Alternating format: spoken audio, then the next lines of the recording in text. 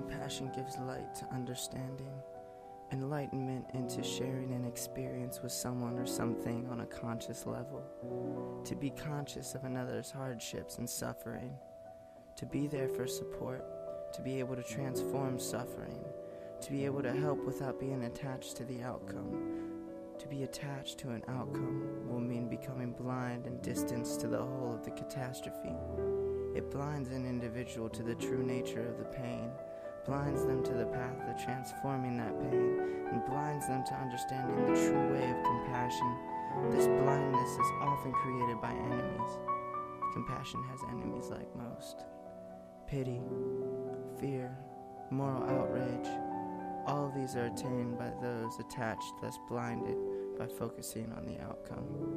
One must be able to see clearly through the murkiness, through the barriers created by these enemies, to come to clarity and see into the forms of the suffering. Compassion, like suffering, comes in many forms. It can be a look, a touch, a sound, an act. It is that moment when not just eyes, but souls meet and an infinite understanding of another occurs. These moments spur emotions, spur actions, strike fear into the minds of the selfish. These moments can bring together rivals, topple regimes, create an endless supply of happiness and hope, a hope greater than any monetary value, but at the same point in time, it is free. Compassion is among the greatest type of currencies alongside knowledge and spiritual enlightenment.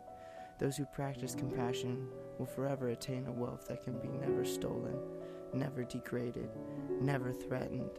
This wealth can create a bliss in those who attain it that is contagious. This contagion is one that needs to be spread. With the spread of compassion, the world can live peacefully, harmoniously, in a balance affected by neither gain nor loss. Compassion, if spread, can change the human nature we have to foster giving, appreciating, and understanding that we are all in this together. One family full of brothers, sisters, mothers, fathers, distant relatives, all tracing our roots back to the same place.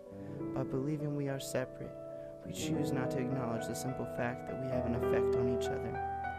So let us change our currency to compassion, change our way of thinking to include everyone, change our lives so that we can change others, and remember that no matter how distant, how disheartened, how hard this world gets, with compassion we can create a change that will span across cultures, through the valleys, over the mountains, and transcend ideas to allow for a future generation to live in a world that is one family, free of suffering.